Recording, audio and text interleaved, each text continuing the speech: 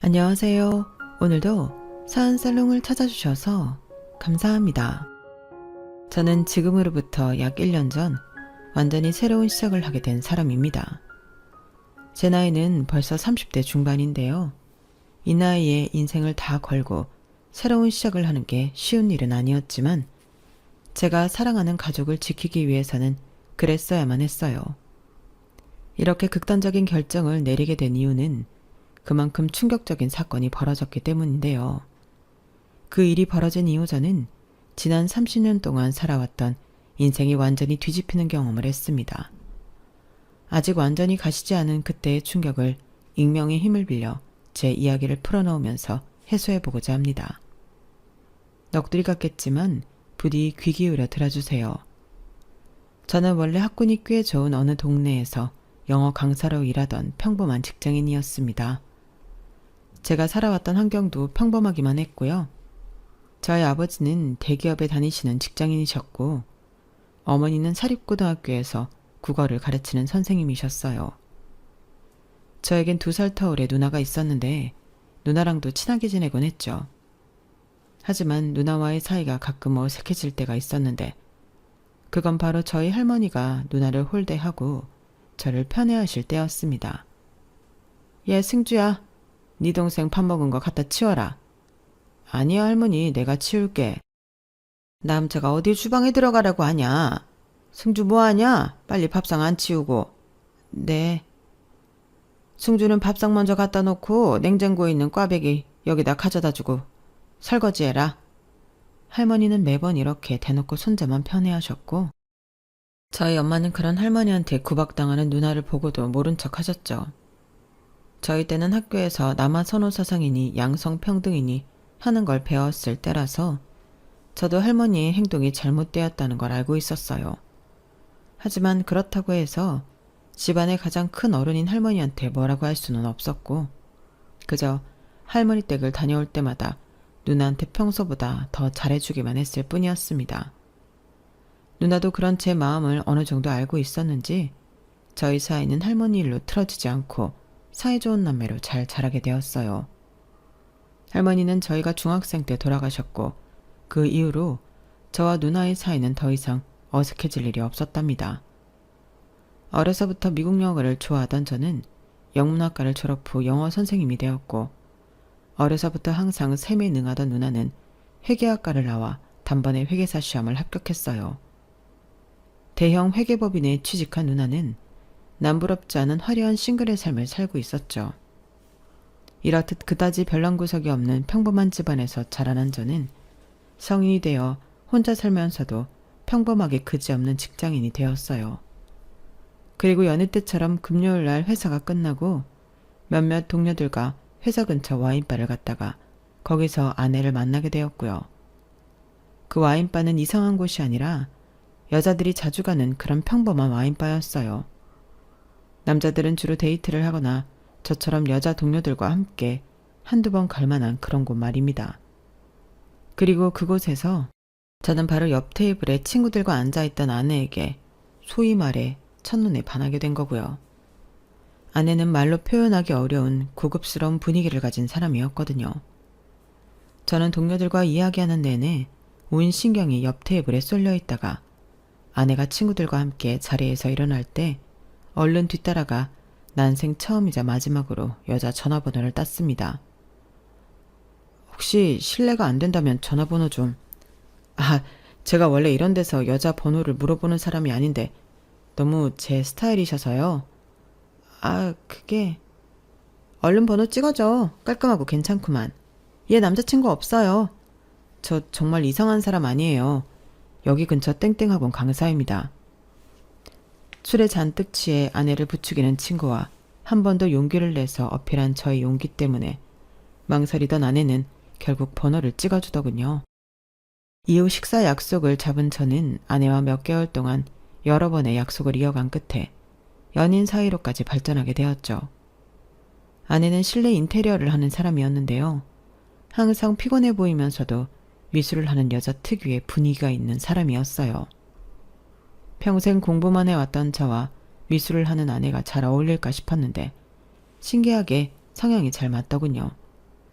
영화 취향부터 음식 취향까지 잘 맞아 함께 있으면 항상 편안한 안정감이 들었고요. 저희는 잔잔한 연애를 이어가다가 그대로 결혼까지 꼴이 나게 되었습니다. 아내는 어릴 적 부모님을 두 분 다 여의고 할아버지와 단 둘이 살아온 사람이었어요. 다행히 부모님과 할아버님께서 어느 정도 경제력이 있었기에 아내는 부족함 없이 자랄 수 있었다고 해요. 할아버님은 아내를 정말 사랑하셨고 아내가 무엇을 하든 전폭적으로 지지해 주시는 분이셨죠. 그런데 저희 엄마는 부모님을 일찍 여인 사람이라는 점과 미술을 전공했다는 점을 이유로 아내를 탐탁치 않게 생각하셨어요. 하지만 그렇다고 옛날에 저희 할머니가 그러셨듯이 대놓고 싫은 티를 내진 않았기에 저는 그 문제에 대해 엄마한테 별다른 얘기를 하지 않았는데요. 그런데 결혼 후 얼마 지나지 않아 저희 가족에겐 불편한 일이 생기게 되었어요. 그날은 결혼 후 저희 부부가 처음 맞이하는 명절이었는데요. 아내는 몇 시간 동안 서서 제사 음식을 했고 시간에 맞춰 제사상에 음식을 올렸어요. 아내의 집안은 제사를 지내지 않는 집이었기에 아내는 계속 전날 암기한 위치를 쭝얼거리며 열심히 제사상을 차렸죠. 그런데 엄마가 그 모습을 보더니 혀를 끌끌 차면서 이렇게 말씀하시더군요. 예, 너는 디자이너라 내가 그릇을 이렇게 아무렇게나 올려놨니? 이렇게 산만하게 제사상 차리는 법은 대체 어디서 배워온 거야? 아, 자리가 조금 모자라서요. 죄송합니다, 어머님. 다시 정리할게요. 밥맛 다 떨어지게 올려놓고 앉아있어. 그릇이 좀 크네. 나도 같이 정리할게. 여기 위 정리하는 거야. 뭐 같이 하면 되지. 저는 분위기가 더 이상해지기 전에 얼른 나서서 아내 대신 제사상 위에 놓인 그릇을 예쁘게 정리했어요. 제가 나서자 엄마가 더 이상 별 말씀 않고 돌아가셨고 저는 나름 갈등 상황을 잘 무마시켰다고 생각했죠. 그런데 제사가 다 끝나고 가족들과의 식사까지 모두 끝난 뒤에 아내가 한참이 걸려 설거지를 마쳤을 때였습니다. 싱크대 물소리가 끝나자마자 식탁에 앉아 계시던 엄마가 후다닥 일어나 싱크대 쪽으로 가시더군요. 저는 그런 엄마의 뒷모습을 보면서 싱크대 쪽으로 귀를 바짝 기울이고 있었어요. 잠시 뒤 엄마가 아내에게 또다시 잔소리를 하시는 소리가 들려왔습니다. 예, 이리 와봐라. 어떻게 설거지하고 나서 그릇을 이렇게 난장판으로 쌓아놓을 수가 있니? 이런 건 어렸을 때 집에서 다 가정교육으로 배우고 오는 거 아니니? 그릇들은 크기별로 차곡차곡 쌓아놔야지. 그리고 여기 이렇게 따로 모아둔 건 또 뭐야? 설거지한 그릇을 건조대에 안 올려놓고 누가 이렇게 따로 모아놔? 설거지한 그릇이 너무 많아서 건조대 위에 다 안 올라가서 그랬어요, 어머님. 어디서 어른이 훈계하는데 말대꾸야. 지금 얼른 그릇 싹 다 다시 정리하거라. 엄마의 목소리를 끝으로 그릇이 달그락거리는 소리가 들렸어요. 그 소리가 들리자마자 엄마가 다시 소리를 빽 지르셨죠. 설거지한 그릇을 누가 맨손으로 만져? 너 방금 잡은 그 그릇들 설거지 다시 해라.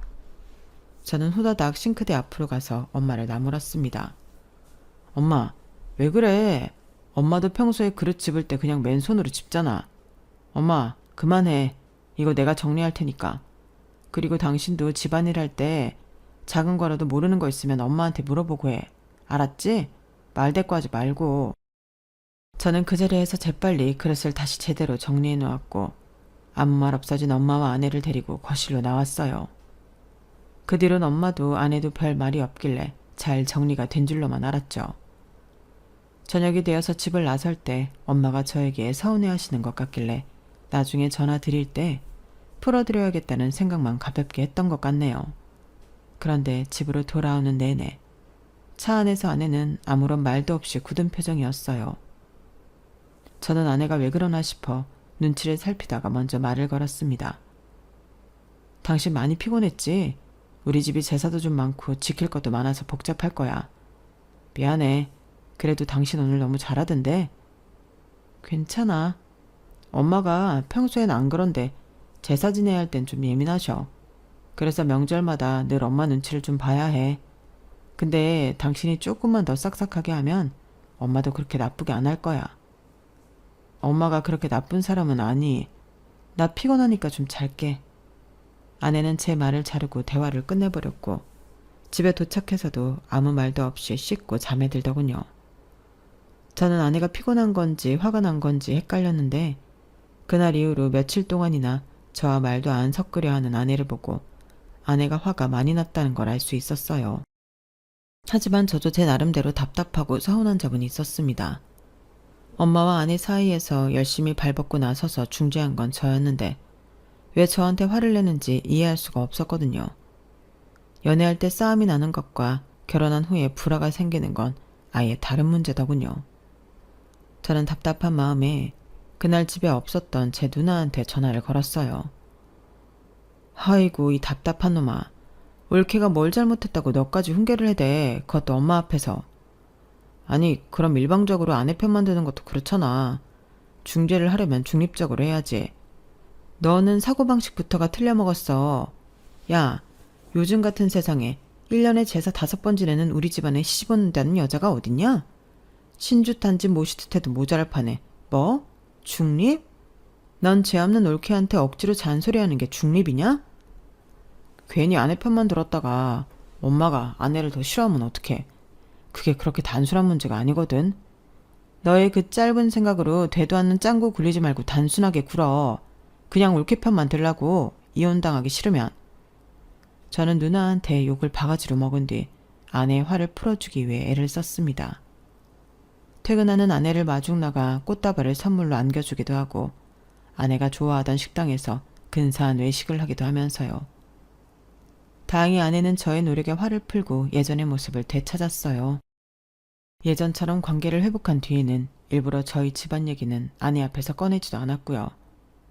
그런데 관계를 회복한 지 얼마 되지 않았을 무렵이었어요.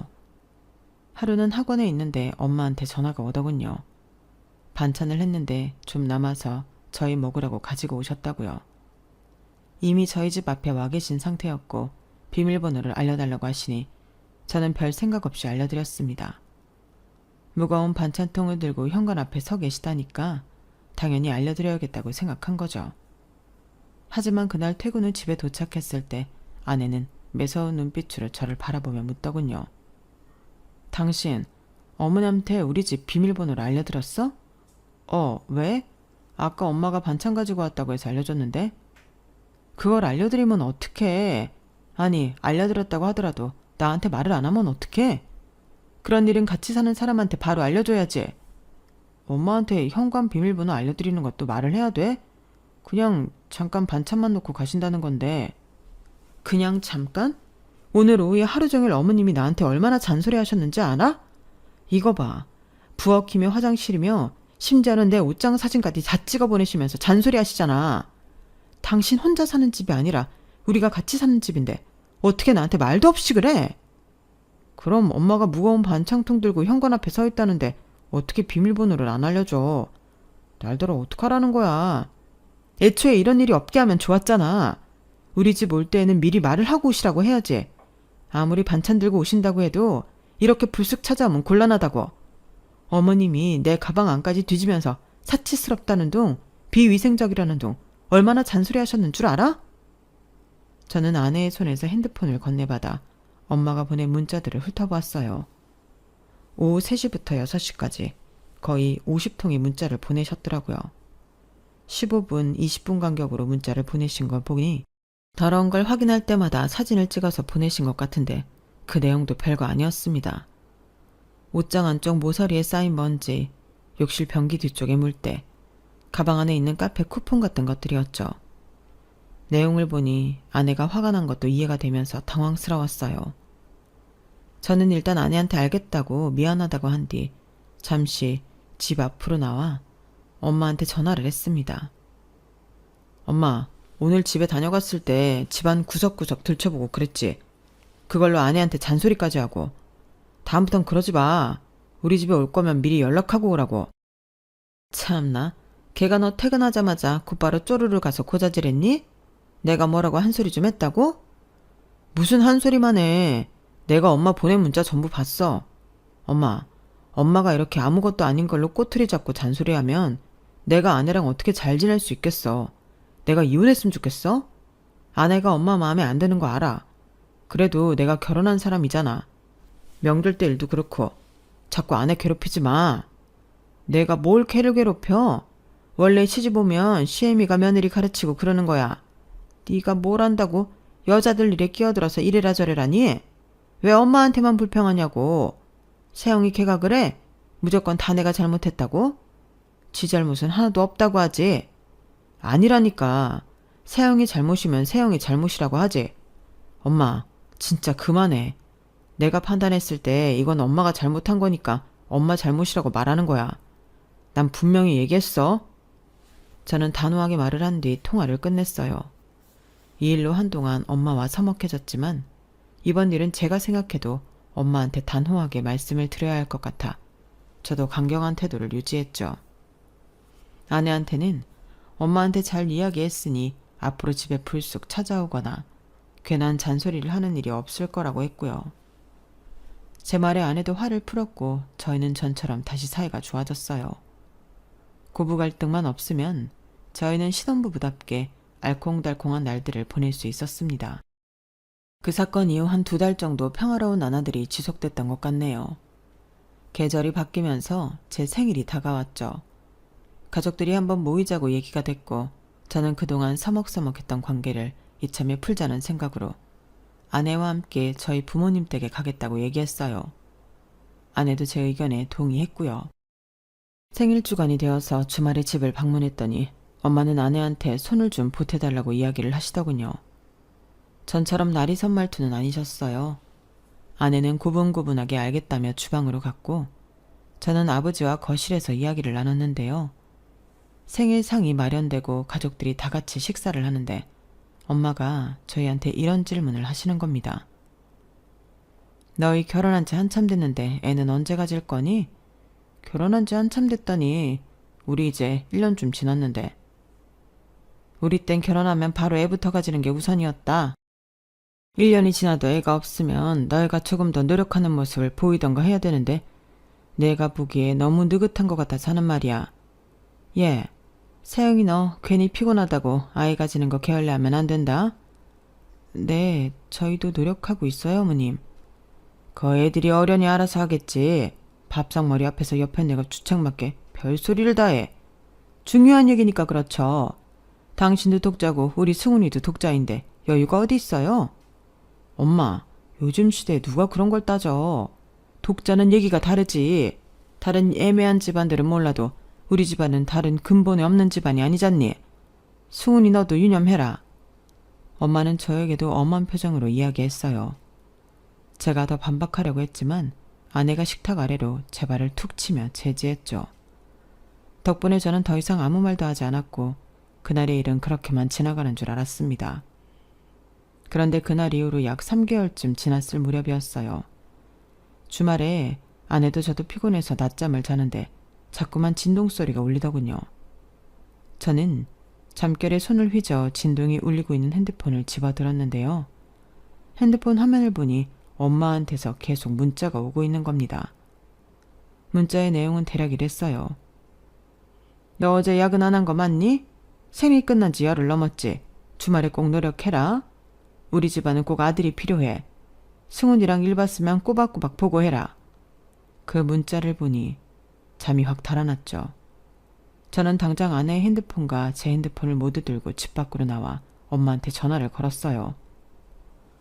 엄마, 지금 아내한테 무슨 문자를 보내는 거야? 엄마 미쳤어? 뭐? 너 지금 엄마한테 그게 무슨 말버릇이야? 세영이 그게 또 너한테 내가 뭐 어쩐다고 일러 바쳤니? 아내는 지금 자고 있어. 내가 아내 핸드폰 봤다가 아니 무슨 이런 문자들을 보내. 뭐? 일이 있을 때마다 보고하라고? 그럼 그동안 내가 아내랑 그럴 때마다 엄마가 다 보고받고 있었단 말이야? 그게 얼마나 소름 끼치는 줄 알아? 그동안 안 그랬으니까 앞으로 그러라고 문자 한 거잖아.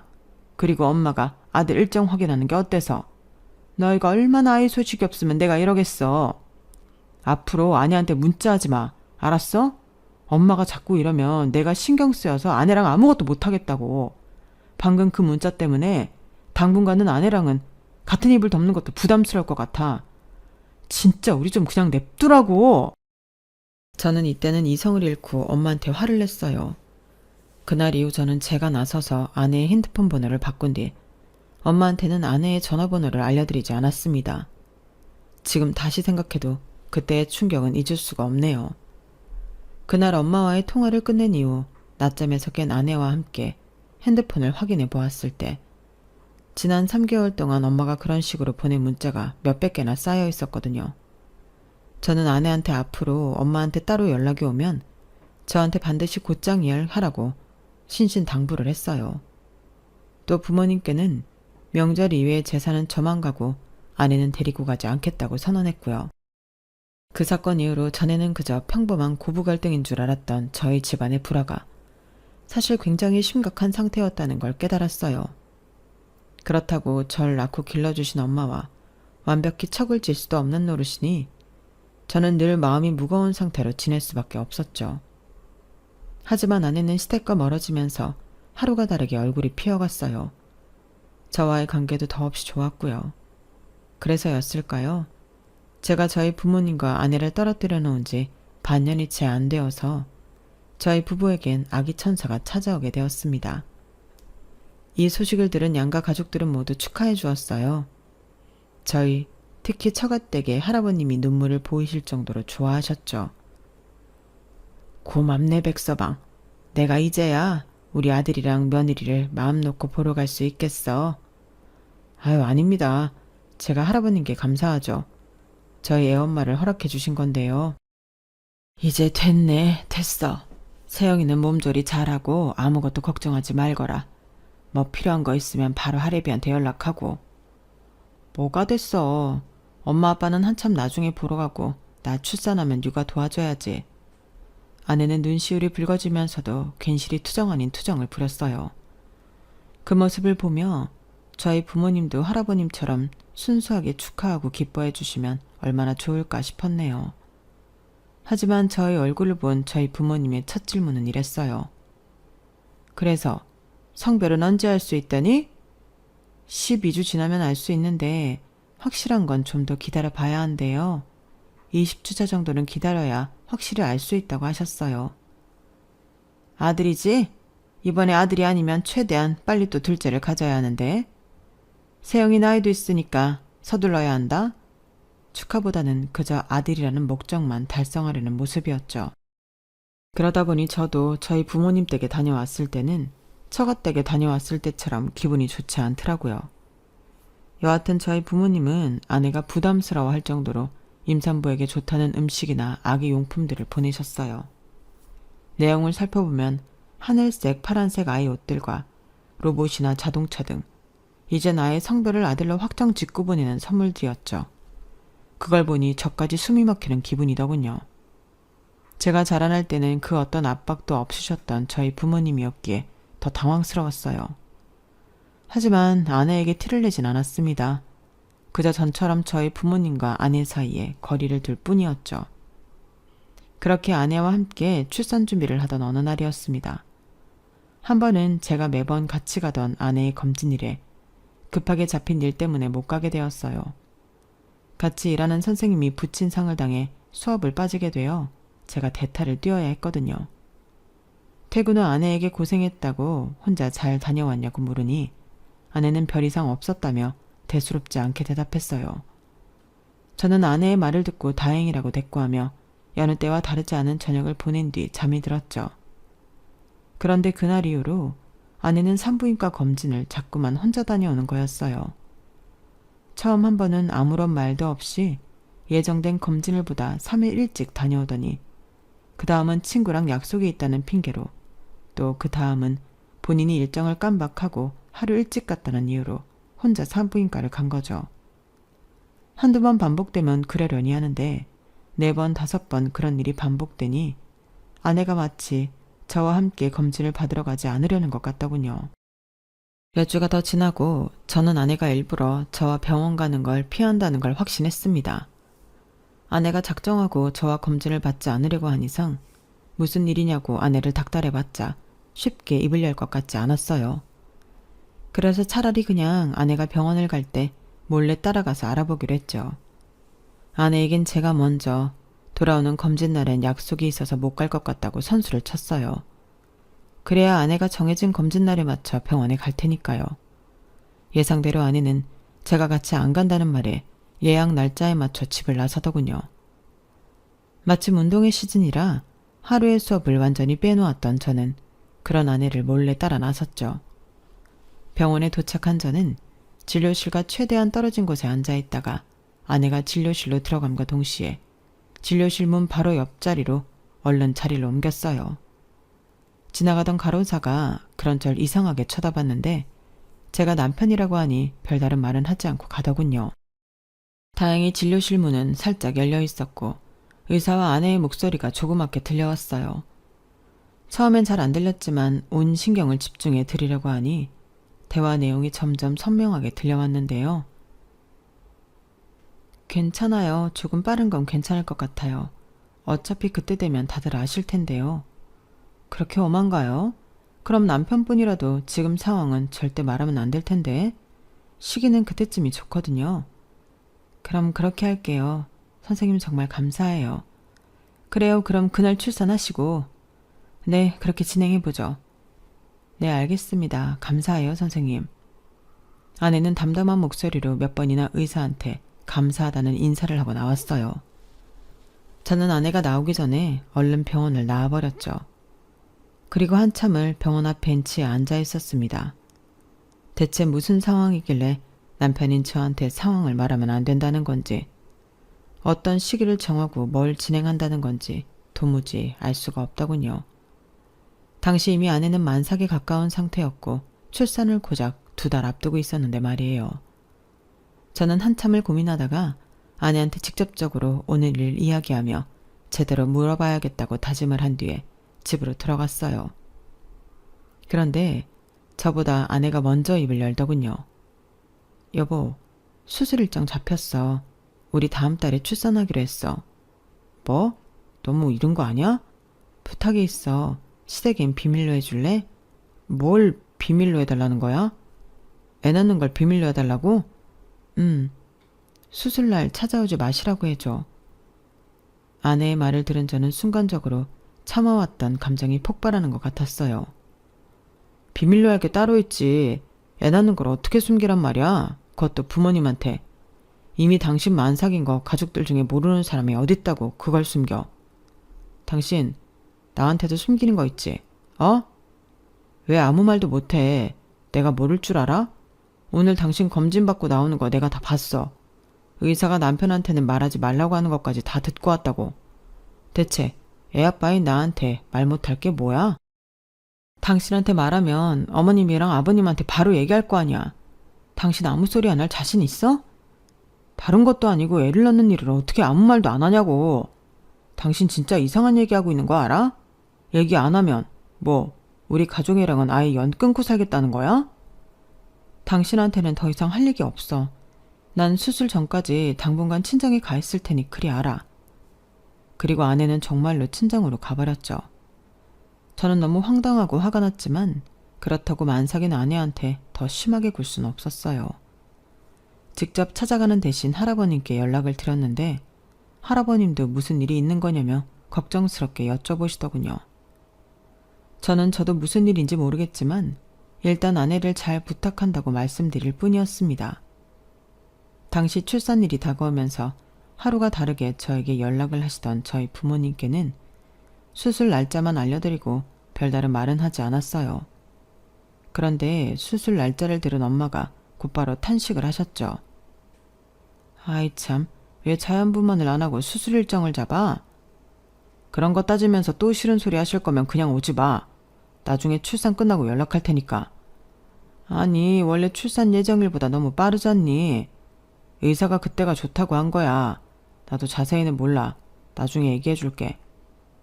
엄마는 더 이상 아무런 말을 하지 않았고 그대로 통화는 종료되었어요. 당시 저도 이런저런 일로 너무 예민한 상태였기에 말이 조금 세게 나간 것 같아 죄송한 마음이 들었죠. 그래서 아내의 수술날 부모님을 모시고 같이 가기로 나중에 따로 약속을 잡았습니다. 그리고 출산 당일 할아버님이 아내가 출산하러 갔다고 먼저 알려주셨습니다. 저는 저희 부모님과 함께 병원으로 향했죠. 하필 그날따라 가는 길이 막혀 저희가 좀 늦게 도착하게 되었고 병원에 갔더니 아내는 이미 출산을 하러 들어갔더군요. 분만실 앞에서 아내와 아이를 기다리는데 얼마 지나지 않아 안에서 의사가 나왔어요. 생각보다 빨리 끝났다고 생각하던 순간 의사가 저를 보더니 당황하는 겁니다. 혹시 신세영님 남편분이세요? 네, 무슨 문제라도 있나요? 출산은 잘 진행되었나요? 그게 환자 개인정보에 대해 제가 말씀드릴 수는 없을 것 같습니다. 뒤에 계신 분들도 다 가족분들 아닌가요? 네, 맞습니다.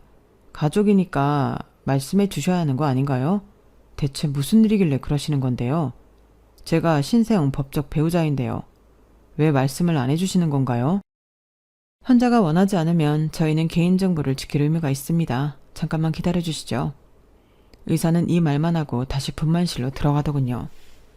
저는 제 아이가 태어난 순간에도 아내 곁에 가지도 못하고 무슨 일이 일어나고 있는지도 모르고 있다는 사실이 너무나도 납득이 가지 않았죠. 첫 아이가 태어나는 순간만큼 감정이 유동치는 순간이 없잖아요. 그래서 더 이성적인 사고를 하지 못했던 것 같네요. 하지만 갑자기 불현듯 저 말고 다른 가족들이 있으면 안 되겠다는 생각이 들었습니다. 아내도 의사도 자꾸 저와 함께 있는 가족들을 신경 쓰고 있는 것 같다는 느낌이 들었거든요. 저는 얼른 저희 부모님과 할아버님께 다른 곳에서 기다려달라고 보내고 나서 분만실 문을 두드렸어요. 그러자 문이 열리더니 아내를 실은 침대가 이동하고 의사가 나와 저에게 자초지종을 설명하더군요. 신세영 씨가 출산한 아이는 문해증이 있습니다. 오늘이 지나면 사망할 거예요. 뭐라고요? 그게 대체 무슨 소리예요? 신세영 씨도 몇 개월 전 이 사실을 알고 많이 힘들어했습니다. 하지만 가족들에게 알리는 걸 극구 반대해왔어요. 요즘 그런 집안이 많이 없지만 듣기로는 신세영 씨 가족이 아들을 원하고 있다면서요. 아이를 빨리 가지려고 푸시도 좀 하셨고. 그래서 지금 아내는요? 아내는 괜찮나요? 제가 그 말을 하는 순간 제 등 뒤에서 저희 부모님의 목소리가 들려왔어요. 이게 다 무슨 소리냐? 아이는 어쩌고 세영이만 딸랑 나와? 아버지, 그게... 내가 잘못 들었니? 문해증이라니. 지금 세영이가 문해아를 낳았다는 거야? 입 다물지 못해. 우리 손주가 문해아라니. 무슨 그런 불경한 소리를 해. 승훈이 네가 설명해봐라. 이게 다 무슨 일이냐? 지금 그게 중요해요? 아내가 문해증 있는 아이를 막 출산했는데 아내 걱정은 안 되세요? 내가 세영이 그게 아이 성별도 안 알려주고 버틸 때부터 알아봤다. 내가 아무리 물어봐도 입 꼭 다물고 한마디도 안 하고. 엄마가 뭘 물어봤다는 거야? 엄마가 아내한테 직접 연락을 했어? 지금 이 마당에 그게 중요해? 여태 세영이가 우리한테 아이가 문해아라는 사실은 숨기고 거짓말을 해왔다는 거 아니냐? 세영이가 임신 중에 뭘 잘못하더냐? 걔가 뭘 잘못했으니까 이런 사태가 벌어졌을 거 아니냐? 설령 이런 일이 벌어졌다 하더라도 가족들한테 빨리 알려서 제대로 치료를 했어야지. 저희의 싸움이 커지자 병원 안에 있던 사람들이 전부 저희 쪽을 쳐다보는 게 느껴졌어요. 저희 가족의 모습을 지켜보던 의사는 저희 부모님을 향해 이야기했어요. 태아가 문해증인 경우 산모가 할 수 있는 건 없습니다. 보통은 임신 중절 수술을 권하지만 산모가 출산을 선택해서 그렇게 진행한 거예요. 산모가 할 수 있는 건 다 하신 상태입니다. 남의 집안일에 끼어들지 말고 의사 양반은 빠지쇼. 그래서 지금 세영이 걔가 잘했다고 편드는 거요? 의사한테도 손가락질을 하며 목에 핏대를 세우는 아버지를 보면서 저는 아내가 왜 지금까지 아이가 문해증이란 사실을 숨겼는지 알겠더군요. 저조차도 감당이 안 되는 저희 부모님께 아내가 그 소식을 미리 알렸다면 지난 몇 개월 동안 아내를 얼마나 못살게 괴롭혔을지 눈에 훤했어요. 그만들 좀 하세요. 아버지랑 엄마야말로 우리 부부 일에 끼어들지 말고 빠지시라고요. 뭐? 이놈이 이게 보자보자니까 부모한테 할 소리야 그게? 이 불효막심한 놈아. 엄마, 아버지 지금 말하는 거 보니까 병원에 데려오지도 말았어야 했는데 제가 실수했어요. 둘 다 당장 나가세요 지금. 오늘은 저희 가족끼리만 있을 테니까.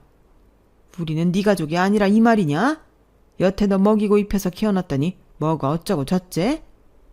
승훈이 너 뱃속에 아이가 이 지경인 거 알고 있었지? 세영이랑 짜고 우리 둘 속인 거지? 어떻게 네 아버지랑 나한테 이럴 수가 있어? 차라리 그랬으면 오늘 병원에 같이 오는 짓은 안 했겠지. 진짜 마지막 경고야. 더 이상 내 아내 괴롭히면 두 분이랑 아예 연을 끊겠어요. 둘 다 병원에서 당장 나가요. 어디 버르장머리 없이 부모한테 이따위로 굴어? 안 되겠다. 너 하는 꼬라지 보니까 세영이 이게 너한테 어떻게 굴었을지 훤히 보인다. 우리 집안에 애미애비 없는 년 들었다가 대체 이게 무슨 꼴이냐? 아내를 보고 애미애비 없는 년이라고 부르는 엄마를 보고 저는 그 자리에서 연을 끊기로 결심했습니다. 그런데 제가 제대로 한마디를 하기도 전에 저희 주변에 있던 다른 보호자들이 한마디씩 거들기 시작했어요. 그 중에는 저희 부모님과 동년매로 보이는 분도 계셨고 훨씬 더 나이가 많아 보이는 분들도 있었죠. 거참 시끄러워 죽겠네. 여기 병원 전세 냈어요? 아들이 교통정리 깔끔하게 잘했구만. 다 끝난 일을 가지고 왜 이렇게 시끄럽게 군소리를 해대요? 뭐라고요? 남의 가족 일에 신경 끄세요. 우리가 애 낳으러 와서 당신네 같은 인간들 소리를 들어야 해요? 당신네처럼 못돼 처먹은 인간들 소리가 내 손주기에 들어갈까봐 겁나니까 얼른 나가세요. 이 옆에 내릴 쓸데없는 오지랖은? 나이를 똥구멍으로 처먹었나? 한국말 못 알아들어? 나가라고. 불쌍한 애들 구박하지 말고 썩 꺼지라고. 우리 손녀 보는 날 괜히 부정타게. 한두 명이 시작하자 저의 주변에 있던 모든 사람들이 목소리를 보태기 시작했고 급기야 병원의 보안 요원까지 찾아오게 되었어요. 제복을 입은 사람들이 오자 저희 부모님은 그제서야 기세가 누그러지더군요. 아니 이봐요. 우린 여기서 방금 출산한 산모의 보호자예요. 우리 며느리가 방금 출산을 했다고요.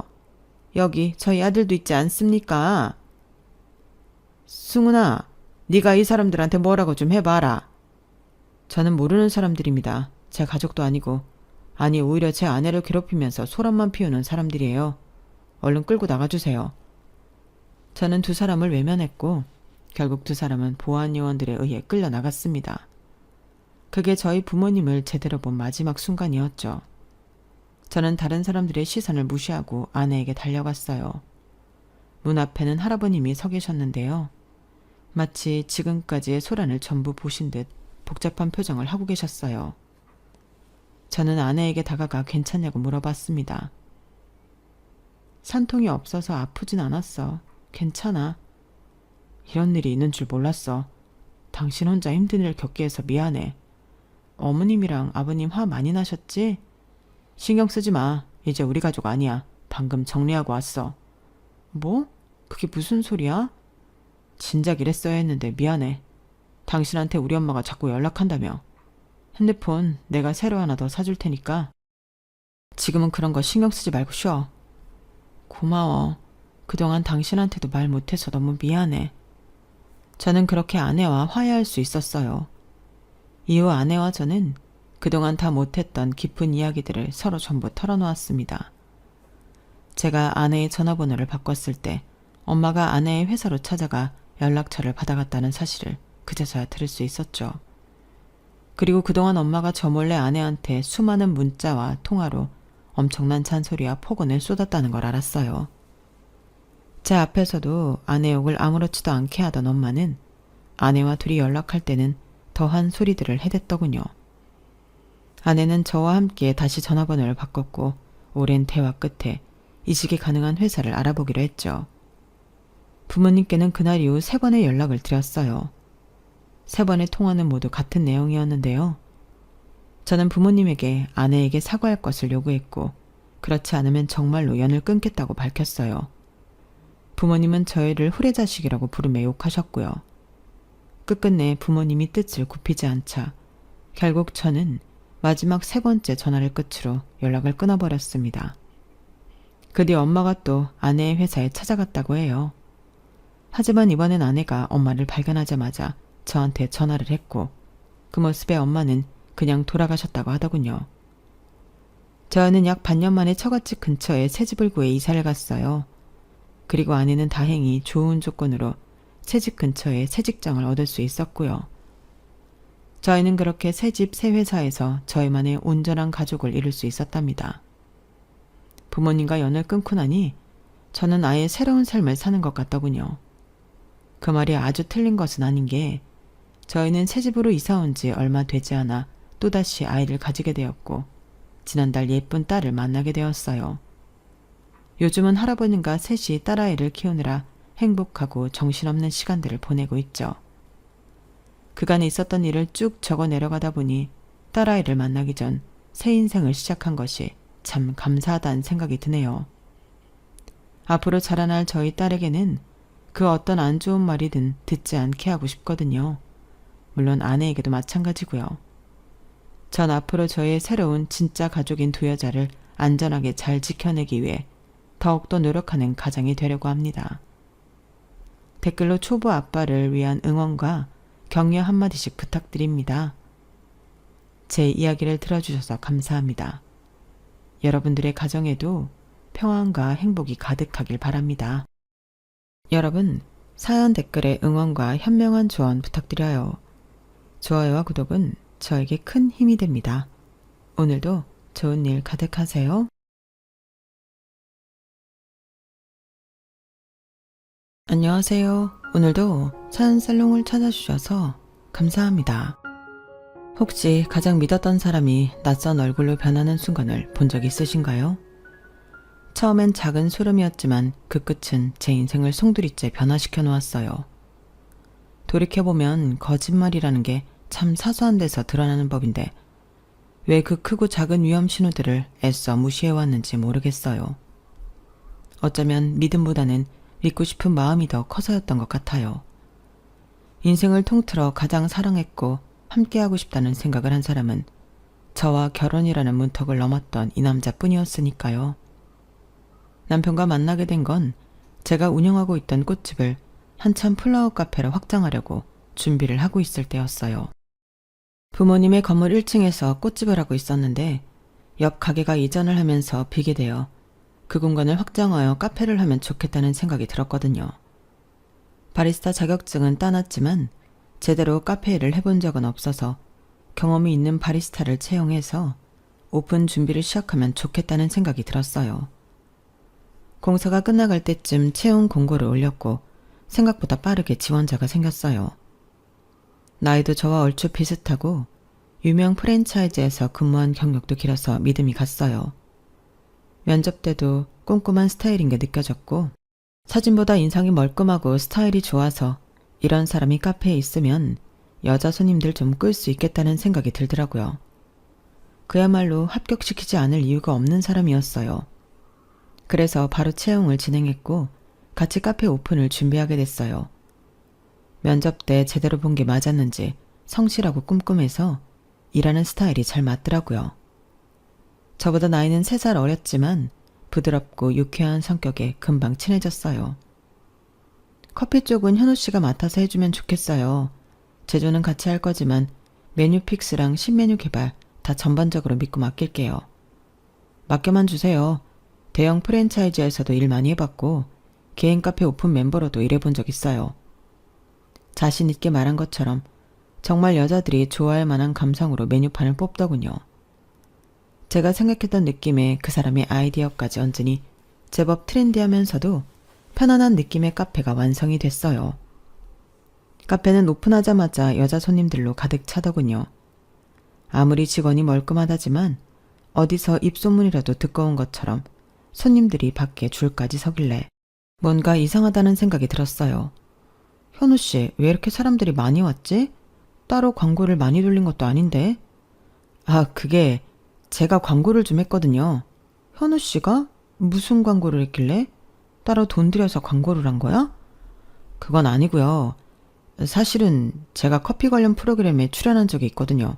그래서 저를 아시는 분들이 좀 계세요. 알고 보니 방송 출연 경력이 있어 커피 매니아들 사이에서는 어느 정도 인지도와 팬까지 가지고 있는 사람이더라고요. 아니, 그걸 왜 이제 말했어? 나는 이렇게 유명한 사람인 줄도 모르고. 그럼 사장님이 저 불편해하시고 안 뽑을까봐 그랬죠. 전 여기서 꼭 사장님이랑 일하고 싶었거든요. 제 눈을 똑바로 보면서 그렇게 말을 하는데 저도 사람이라 그런지 갑자기 그런 말을 하니 너무 당황스럽더라고요. 이렇게 경력을 차곡차곡 잘 쌓던 사람이 굳이 커피 쪽에 문이 아닌 저랑 일하고 싶었던 이유가 궁금했지만 분위기가 이상해질까 차마 묻지 못하고 지나갔어요. 그때부터 묘하게 그 사람이 신경 쓰이기 시작했어요. 커피도 맛있고 손님들에게 워낙 친절하게 하다 보니 카페는 금방 입소문이 나 장사가 잘 되더군요. 그렇게 바로 옆에서 일하는 모습을 지켜보면서 저도 모르는 사이에 그 사람이 좋아졌어요. 일 때문에 하루 종일 붙어 있어서 그런지 정이 더 빨리 붙는 것 같더라고요. 처음엔 둘이서 운영하는 카페인데 둘이 만나면 헤어졌을 때를 감당할 수 없을 것 같다는 생각에 좋아하는 마음을 접어보려고 노력도 많이 했어요. 하지만 불행인지 다행인지 현우 씨도 저와 마음이 같았고 제 적극적으로 해오는 대시를 당해낼 체간이 없더군요. 그러다 결국엔 서로 마음을 확인하는 계기가 생겨 만나보기로 했죠. 연애가 영업에 방해로 작용될까봐 늘 조심했지만 생각보다 성격이 잘 맞아서 불화가 거의 없는 커플이 됐어요. 눈치가 워낙 빠른 사람이라 그런지 싸울 뻔하다가도 제 감정이 올라가려 하면 센스 있게 바로 사과하면서 제 비위를 살살 맞춰주니 크게 화낼 일이 없더라고요. 사귀는 내내 저에게 언성을 높이는 일이 단 한 번도 없었고 늘 예쁜 말로 격려해주며 안정적인 연인이 되어주니 어느 순간부터 의지를 많이 하게 되더라고요. 그렇게 2년쯤 사귀고 나니 마침 저도 결혼할 나이가 되었고 둘 사이에 결혼 이야기가 나오기 시작했어요. 솔직히 말하면 나랑 결혼 생각이 있다면 빨리 했으면 좋겠어. 연애도 좋지만 지금 우리가 일도 같이 하고 있잖아. 결혼을 하면 더 안정적이게 될 것 같아. 결혼 이야기를 먼저 꺼낸 건 남편이었어요. 앞으로의 미래에 대해 이야기하다가 자연스럽게 나왔는데 왠지 모르게 서운하더라고요. 그렇긴 하지. 근데 그런 이유 말고 나랑 결혼하고 싶진 않아? 응? 당연히 결혼하고 싶지. 당신은 무슨 당연한 소리를 물어. 내가 결혼 얘기를 괜히 꺼냈겠어? 살짝 당황하면서 허둥지둥 대는데 당시엔 저도 살짝 서운한 마음에 그냥 해본 소리라 별로 이상하게 생각하진 않았어요. 그런데 지금 생각하면 그런 사소한 반응들도 다 이유가 있던 거였더라고요. 그날 대화를 계기로 본격적으로 남편과 저는 결혼 준비를 시작했어요. 남편이 먼저 저희 집에 인사를 왔어요. 서글서글한 인상이 싹싹하게 구는 남편을 보고 부모님은 참 마음에 들어 하셨죠.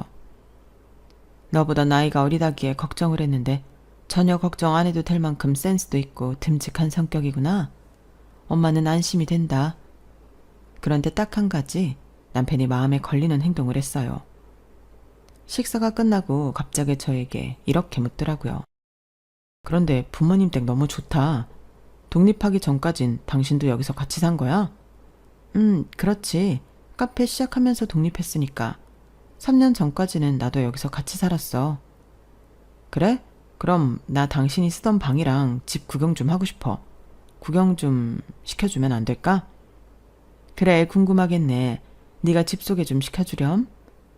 부모님께서 선뜻 다녀오라는 듯 손짓하셔서 얼떨결에 남편을 데리고 친정집 구경을 시켜주게 됐어요. 뭔가 기분이 묘해서 좀 소극적으로 방들을 보여주고 있었는데 남편이 적극적으로 방에 들어가 하나하나 샅샅이 뜯어보더라고요. 와, 이게 당신이 쓰던 방이야? 진짜 넓다. 방 한 칸이 뭐가 이렇게 넓어? 집도 넓다고 생각하긴 했는데 방이 크니까 확 체감이 되네. 너무 좋았겠다. 부모님이 큰 방을 주셔서 덕분에 친정에 살 때도 편하게 잘 지냈지. 당신 방이 이 정도면 안방은 어느 정도일지 궁금한데? 어디야? 이쪽 같던데? 아무리 그래도 부모님 방은 보여드리기 좀 그런 것 같아서 주춤하는데 남편이 대충 어디인지 알 것 같다는 표정으로 성큼성큼 걸어서 안방문을 확 열어 제끼더라고요.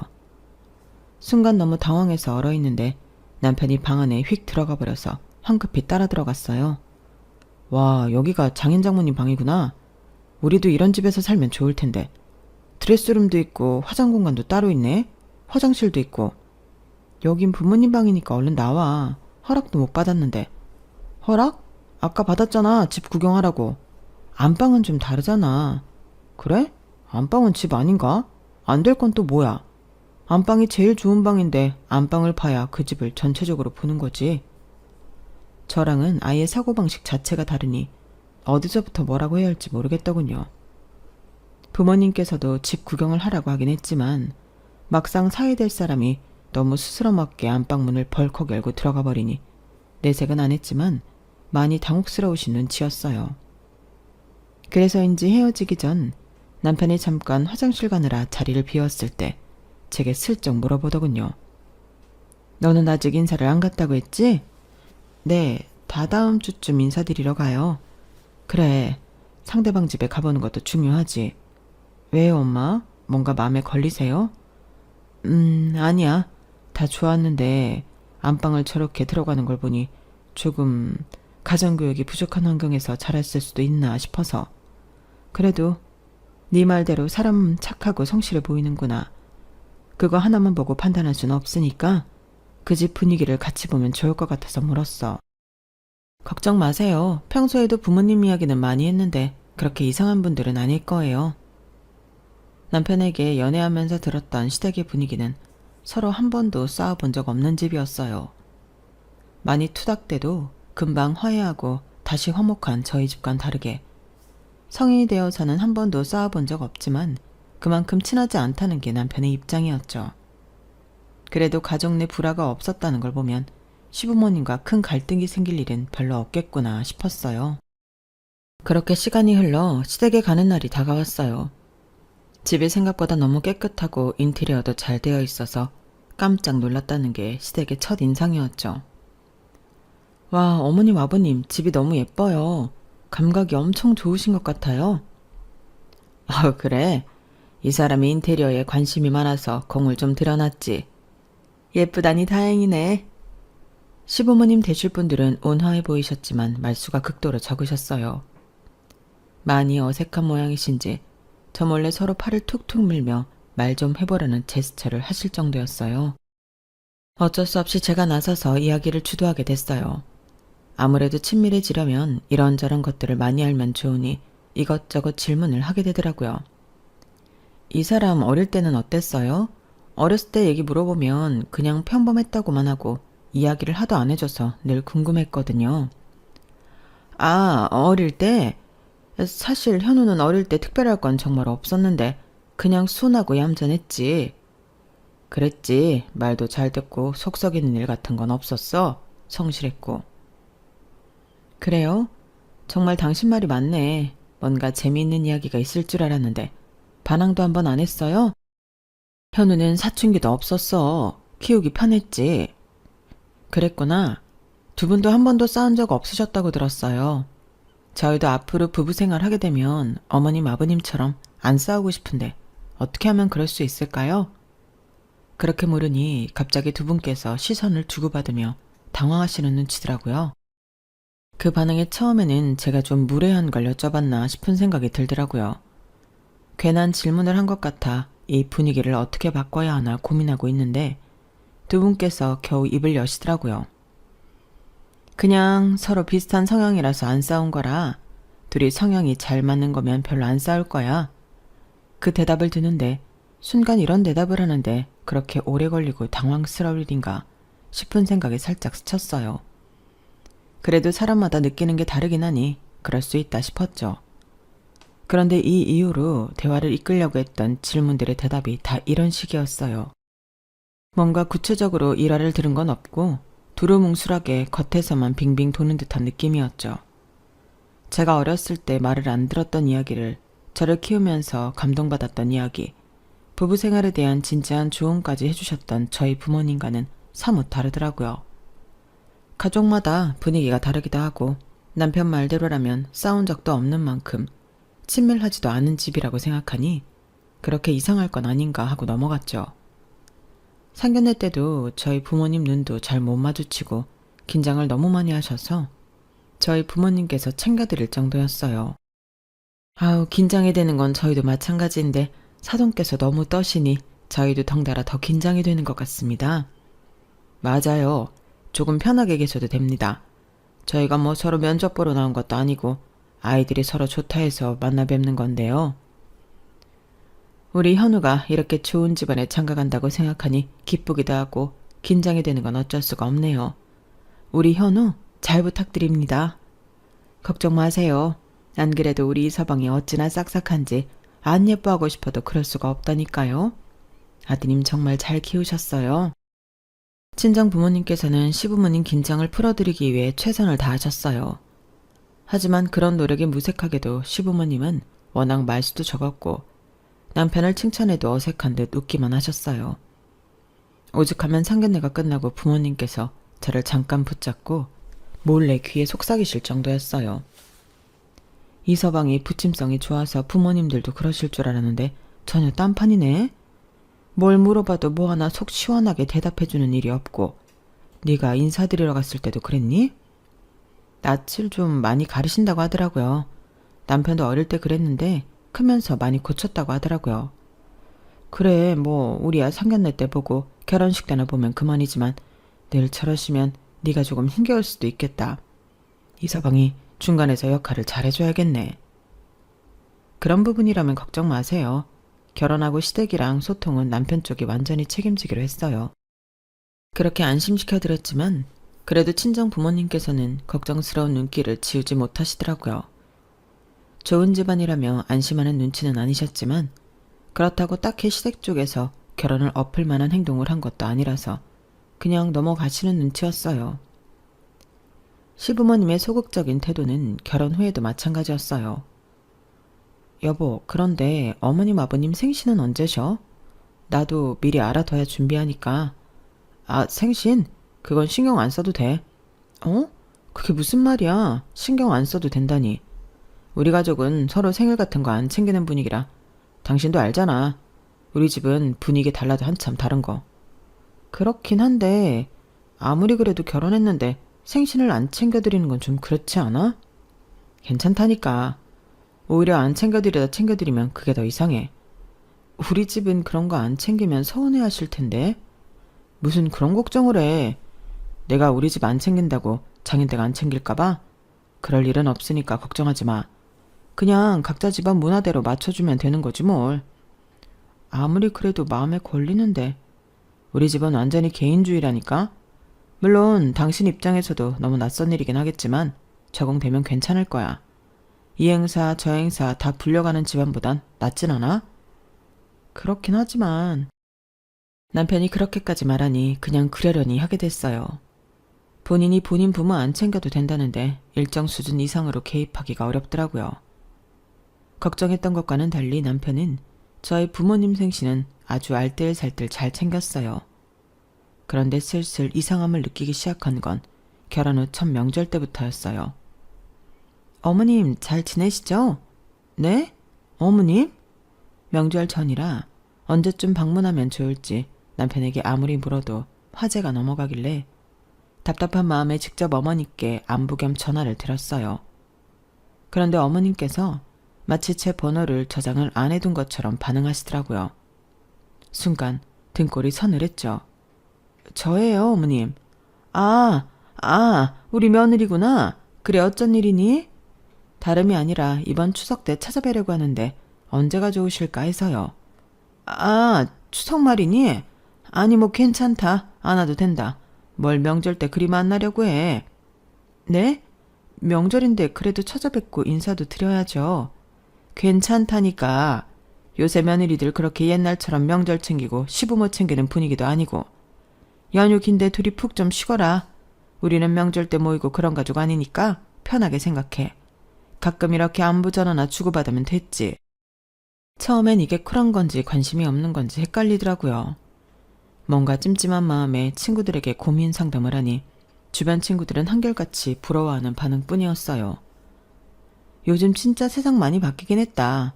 명절 때 둘이 쉬라고 하는 부모라니. 그냥 즐겨. 나중에 어차피 시부모님 편찮아지시거나 하면 이렇게 자유롭게 보내지도 못한다. 어차피 남편은 너희 부모님한테 할 도리 다 한다면서 시부모가 직접 오지 말라는데 굳이 우겨서 갈 필요는 없잖아. 그렇긴 하지. 그런데 가족마다 이렇게까지 분위기가 다를 수가 있나? 우리 집도 남편네 식구들에 비하면 좀 개인주의라서 남편이 이해 못하긴 하더라. 나도 시댁 보면 엄청 가정적이라서 신기할 때 많아. 니네 부부도 좀 극단적이긴 해도 네가 편한 쪽이니까 그냥 좋게 생각해. 자주 봐서 사사건건 부딪히는 것보단 무소식이 희소식이다 하는 쪽이 낫지. 친구들의 부러움 담긴 조언에 이것 또한 마음 한켠에는 걸리지만 그러려니 지나갈 수 있었어요. 이것도 처음 몇 번이나 마음에 걸렸지 결혼 2년째 되던 해부터는 나름대로 적응이 되더라고요. 시댁을 안 가고 남편과 친정하고만 교류하니 그냥 연애할 때랑 거의 비슷한 느낌이었어요. 남편과 함께 일어나서 함께 출근한다는 점 빼고는요. 그날도 매일처럼 함께 일어나 가게 오픈 준비를 하고 모닝커피를 찾는 손님들을 응대하고 있을 때였어요. 한쪽에서 커피를 열심히 만들고 있던 남편을 본 건물 2층 키즈카페 사장님이 갑자기 남편을 보고는 반가운 눈을 하더라고요. 아우, 애 아빠 여기서 일하는구나. 몰랐네. 진작에 말을 하지. 네? 그게 무슨 말씀이신지. 이? 왜 모른 척을 해? 요즘 안 보인다 했더니 왜 지훈이 안 데리고 와? 같이 놀던 애들이 엄청 찾는데? 여기서 일하면 애 맡겨놓고 일하기 딱이겠구만. 아, 저기 그게 제 아들이 아니라서요. 아무튼 사람 잘못 본 것 같습니다. 지금은 바쁘니까 나중에 이야기하시죠. 그래, 고생해요. 그 이야기를 듣는데 등에서 식은땀이 나더라고요. 주문이고 나발이고 너무 황당하고 손이 떨려서 남편에게 갖다 줬어요. 저게 지금 무슨 소리야? 아니 진짜 저 사장님 참 사람 오해하기 좋게 말씀하시네. 사촌 누나 아들을 가끔 사촌 누나 일하러 나갈 때 대신 맡겨주고 데리러 왔었는데 그걸 보고 내가 애 아빠라고 착각을 한 모양이야. 정말이야? 그 말 믿어도 돼? 당신 무슨 의심병이라도 있어? 그럼 내가 숨겨놓은 애라도 있다는 거야 지금? 그렇게 드라마 같은 일이 일어날 확률이 얼마나 된다고 그런 의심을 해. 그런데 왜 당신을 애 아빠라고 착각해? 조카면 애가 아빠라고 부르진 않았을 거 아니야. 그냥 사장님 멋대로 날 애 아빠라고 생각하길래 정정하기 귀찮아서 내버려 뒀더니 그대로 착각하신 거야. 사촌 누나가 이혼을 해서 남편이 없거든. 친하게 지내는 애들도 다 있는 곳에서 애 아빠 없다고 광고해서 괜한 상처 줄 일 있어? 그래서 그냥 애 아빠인 척 다녔어. 그래? 정말 그런 거지? 그렇다니까. 애 데려다 주러 다니다가 여기 카페 공고 모집도 본 거고 그렇게 당신 만나게 된 거야. 남편 말을 들으니 일리가 있게 느껴졌어요. 공고 모집을 올리자마자 지원서가 올라온 것도 신기하다고 생각했거든요. 알겠어. 하긴 그렇게까지 당신이 누굴 속일 사람도 못 되고. 그래. 그리고 나 아이 싫어해. 별로 낳고 싶은 생각도 없어. 그런데 이야기가 다른 데로 튀었어요. 남편 입에서 연애 때는 전혀 몰랐던 사실이 튀어나왔던 거죠. 뭐라고? 애 가질 생각이 없다고? 물론 당신이랑 상의해볼 문제긴 하지만 나 혼자 어떻게 생각하냐고 물어보면 별로 생각 없다는 뜻이었어. 근데 당신도 어차피 카페 일 때문에 바쁘니까 일 쉴 생각은 없지 않아? 일을 중요하게 생각하는 사람이니까. 그렇게 하지만 난 아예 안 가질 생각은 전혀 없었어. 내 가정을 꾸려서 행복하게 사는 게 내 결혼의 이유기도 했고. 당신이 길 가다 마주치는 아기들 보면 엄청 귀여워하고 능숙하게 다루길래 아이를 좋아하는 줄로 생각했는데 귀여워하는 거랑 키우는 건 완전히 다른 문제니까 그렇지. 귀여운 거야. 애기는 다 귀엽지. 애기 낳는 건 좋은데 그럼 당신 커리어도 끊기고 우리 수입도 반으로 줄어들 텐데 그럼 지금처럼 경제적으로 여유 있게 데이트도 못할 거고. 그래도 난 당신이 그렇게 생각하는 줄은 전혀 몰랐어. 아이 생각이 없었으면 결혼도 다시 생각해봤을 만큼 나한테는 아이가 중요한 문제였어. 당연히 당신이 아기를 좋아한다 생각해서 굳이 이런 대화를 해볼 필요도 못 느끼고 있었어. 그런 생각이었으면 진작에 말을 해줬어야지. 난 당신이 이를 중요시 여기는 사람이니까 당연히 아이 생각은 없을 줄 알았는데 그래도 당신이 결혼을 다시 생각해볼 정도로 그렇게 아이가 중요한 거라면 낳아야지. 절대 안 된다는 뜻은 아니었어. 그래도 적어도 우리 신혼은 충분히 즐기고 가지면 좋을 것 같은데 그건 어떻게 생각해? 지금 벌써 결혼한 지 2년이 넘었는데 나름대로 신혼생활은 충분히 즐긴 거 아니야? 나는 적어도 3년쯤은 즐겼으면 해서. 아이 낳으면 지금처럼 좋은 식당에 가거나 여행을 가지도 못하니까. 둘이서만 할 수 있는 걸 좀 더 하고 아이를 가져야 당신도 후회가 없지 않을까? 아이를 갖는 데 있어 후회라는 감정이 왜 들어가는지조차 이해가 안 갔지만 남편과 남편 가족의 성향을 생각해 봤을 때 그렇게 생각할 수도 있겠다. 애써 이해해보려고 노력했어요. 그날 남편과의 긴 대화 끝에 남편의 의견을 존중해 결혼 3주년쯤부터 아이를 갖기 위한 준비를 시작하기로 했어요. 그 남은 기간 동안에도 남편과 저는 생각이 다르다는 걸 확 느꼈어요. 앞으로 태어날 아이를 위해 최대한 돈을 모아놔야겠다는 생각을 했던 저와는 달리 남편은 아이가 태어나면 못한다는 이유로 값비싼 오마카세, 호캉스, 해외여행 듯 온갖 호화로운 소비를 틈만 나면 하려고 하더군요. 이제는 조금 덜 쓰고 모으자. 아이 태어나면 전부 돈인데 아이 이름으로 적금도 모아둬야 하고. 그건 아이 태어나고 해도 되잖아. 꼭 지금 해야 해? 어차피 그동안 모으던 돈도 있는데 굳이 아이 적금을 더 해? 남편과 이런 쪽으로 부딪힐 때마다 불만스러웠지만 그래도 아이가 태어나면 다 맞춰주겠다고 말하니 더 이상 제 뜻을 주장하기가 어렵더라고요. 어차피 3주년까지 몇 개월 안 남았으니 그냥 좀 더 기다려보는 게 마음이 편하겠다는 생각이 들었죠. 그러던 어느 날이었어요. 남편이 자꾸 제가 자고 있을 때 침실을 나가는 것 같은 기분이 들더라고요. 일이 한참 바쁠 때라 퇴근하고 집에 오면 기절하면서 자는 게 일상이 되었을 때였어요. 그래서 남편이 밤마다 자다 말고 침실 밖으로 나간다는 걸 눈치채는 게 좀 늦었죠. 처음엔 우연인 줄 알았지만 몇 번 반복되고 나니 수상한 기분이 들더라고요. 그래서 남편이 눈치채지 못하게 따라 나가 몰래 통화 내용을 엿들었어요. 이번 달까진 보내줄게. 조금만 기다려. 왜 이렇게 성질이 급해? 남편은 뭔가 숨기려는 듯 조용하게 통화를 하고 있더라고요. 남편이 전화를 끊는 것 같아 방에 다시 들어가려다 마주쳐버렸어요. 그래서 내친김에 물어봤죠. 깼어? 이 시간에 누구랑 통화해? 뭘 보내준다는 거야? 당신 누구한테 돈 빌렸어? 아니, 그 반대야. 예전에 같이 카페 사업하던 친구가 빚이 많아서 돈 좀 빌려달라는데 여유 있을 때 빌려주겠다니까 마음이 급한지 자꾸 보채잖아. 그런 일이 있는데 왜 나한테 말을 안 해? 친구들이랑 돈거래 안 하기로 약속했잖아. 그렇긴 한데 워낙 친했던 놈이라 내가 힘들어할 때 많이 위로도 해줬던 애라 외면하기 힘들어서 얘한테만 돈 빌려주고 다시는 친구들이랑 돈거래 안 할게. 그렇게 큰 액수도 아니고 딱 500이면 된대. 알겠어. 우리도 이제 아이 가질 건데 더 힘들지. 그럼 꼭 갚으라고 해. 그렇게 사건은 일단락 되었지만 뭔가 남편이 숨기고 있다는 느낌이 지워지질 않더라고요. 그러다 결혼 기념 3주년이 되기 2주 전 남편이 그러더라고요. 여보, 우리 3주년에는 가게 알바생한테 맡기고 여행 좀 다녀오자. 비행기표랑 호텔, 여행 계획은 내가 전부 짜놨어. 당신을 위해서. 정말? 그렇게까지 안 해도 되는데. 이제 진짜 마지막이잖아. 뭐 여행 가서 아기 생기면 허니문 베이비 같은 느낌도 나고 더 좋지 않나? 남편이 저를 위해 준비했다며 제주도 여행 계획을 쭉 말해주더군요. 짚라인부터 스쿠버 다이빙, 서핑에 우도 카약까지 완전 액티비티로 가득한 체험이었어요.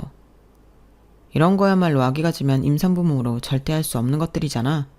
생각해보니 우리가 이런 액티비티한 데이트는 많이 안 해봤더라고. 이번 기회에 해보면 좋을 것 같아서.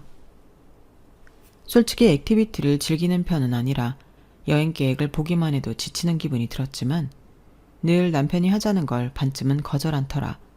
이번만큼은 남편 말을 따르기로 했어요. 그렇게 도착한 제주도 여행은 막상 첫날은 힘들긴 해도 재밌더라고요. 첫날은 짚라인을 탔는데 꽤 짜릿하더라고요. 나 액티비티가 꽤 잘 맞나? 나쁘지 않네. 그치? 이럴 때 많이 해야 한다니까. 저녁에는 숙소 근처에서 싱싱한 해산물과 술을 한잔 하다가 취해서 바다를 걷는데 남편이 자꾸만 바다 쪽으로 저를 끌고 가더라고요. 여보 위험해. 우리 술 마셨잖아.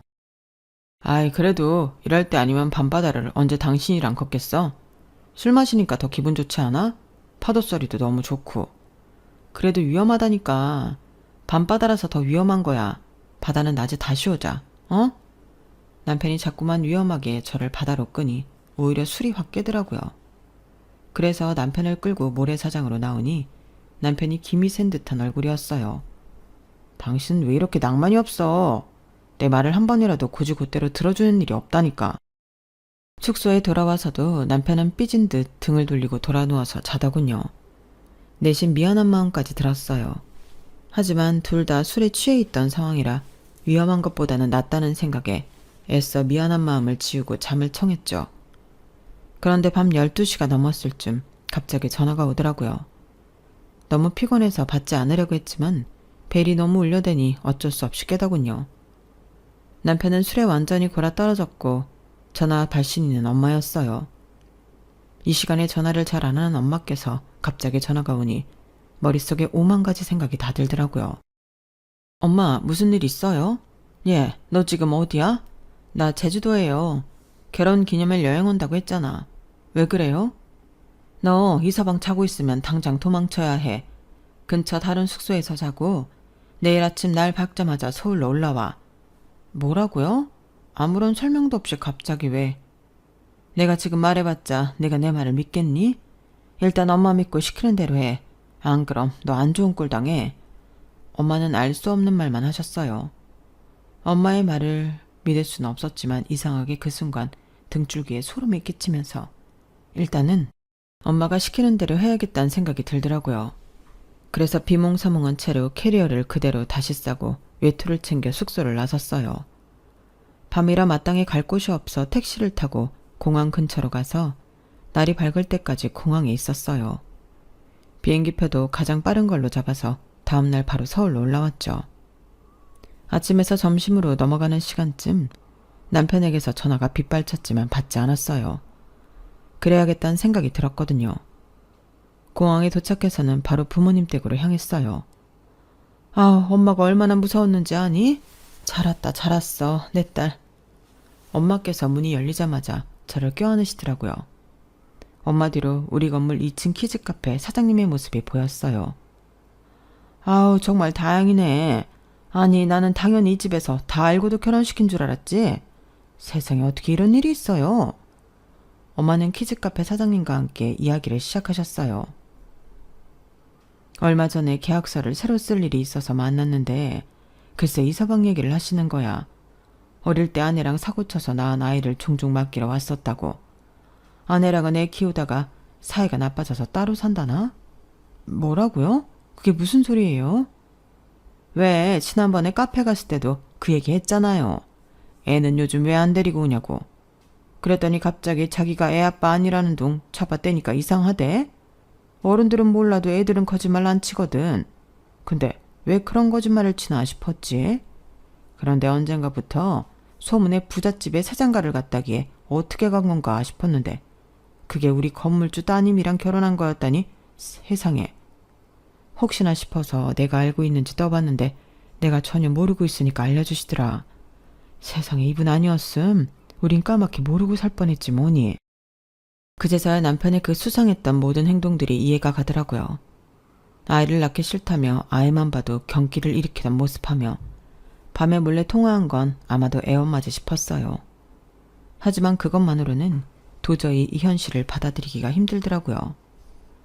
그런데 결정적인 건 사위분이랑 친하게 지냈던 애아빠 말로는 부잣집에 사장가 간 이유가 애 때문이라고 하더라고. 빚도 너무 많고 애한테 물려줄 재산도 하나 없고 그래서 부잣집으로 간댔나? 그 집은 무슨 죄가 있어서 없던 빚을 갚고 바깥 애한테 재산까지 물려줘야 하나 했지. 내가 이 얘기 듣고 하도 기가 막혀서 이서방 뒷조사 좀 했다. 그런데 정말 그 말이 다 맞더라. 애 엄마도 찾아서 이미 이야기 나눴고 너한테 어떻게 이야기해야 하나 싶었는데 니네 휴가 간 기간 동안 카페에 들렀더니 알바생이 나한테 이걸 주지 뭐니? 엄마가 건네주신 건 제 앞으로 온 서리봉투였어요. 처음엔 별 생각 없었는데 어젯밤에 갑자기 문득 이게 뭔가 궁금하지 뭐니. 뜯어봤더니 세상에 네 이름으로 된 고액 생명보험 서류더라. 수익자는 이서방 단독으로 된 데다 날짜를 보니 효력이 지난주부터라고.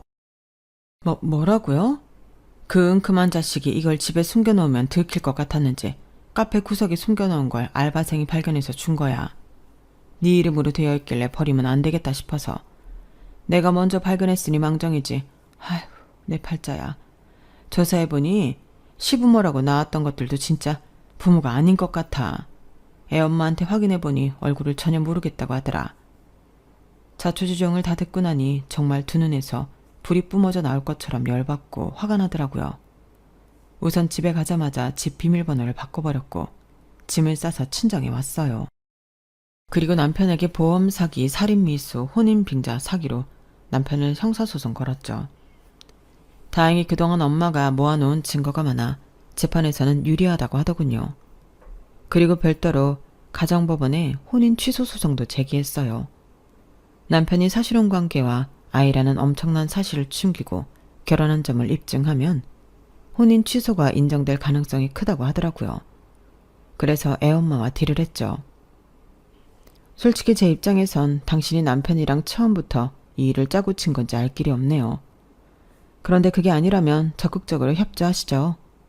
당신까지 공범으로 잡혀가면 아이는 누가 키우겠어요. 애 생각도 하셔야죠. 아이를 들먹이며 협박 아닌 협박을 하자 처음엔 몇 번 버티던 애 엄마도 결국엔 두 손 두 발 다 들더군요. 알겠어요. 증거를 다 넘길 테니까 나한테까지 소송을 제기하지 말아요. 애랑 조용히 살 테니까. 애 엄마는 통화 녹취와 주고받은 문자를 넘겨줬고 이걸 증거로 제출하자 남편은 빼도 박도 못하게 됐죠. 시간은 좀 걸렸지만 남편은 유죄가 확정되었고 위자료의 손해배상 청구도 받아들여져 빚더미에 앉게 됐어요. 여보, 진짜 이건 아니잖아. 우리 참 사이 좋았었는데 이렇게까지 할 필요는 없잖아. 당신 아직도 정신 못 차렸구나. 당신이 하려던 짓은 살인이야. 그건 그냥 충동적으로 했단 말이고 실행에 옮길 생각은 전혀 없었다니까. 차라리 애랑 애 엄마를 버리고 당신이랑 행복하게 살 생각이었다고. 이제 와서 그런 말을 믿으라고? 내가 아직도 그렇게 호구로 보이니? 남편은 업계에서 아름아름 얼굴이 알려졌던 탓에 이 재판이 알려지면서 아는 사람들 사이에서는 소문이 빠르게 번져나갔어요. 카페 사장들이 모여있는 커뮤니티에도 글을 올려 쐐기를 박았고 사람들 사이에서 이미지는 돌이킬 수 없을 정도로 무너졌죠. 나중에 소문을 듣자 하니 애 엄마도 이건 아니다 싶었는지 지혜랑 같이 지방으로 내려가 연락이 끊겨버렸다고 해요. 한때 누구보다도 사랑했던 사람이 그렇게 무너져 내리는 모습을 보는 게 썩 유쾌한 일은 아니더군요.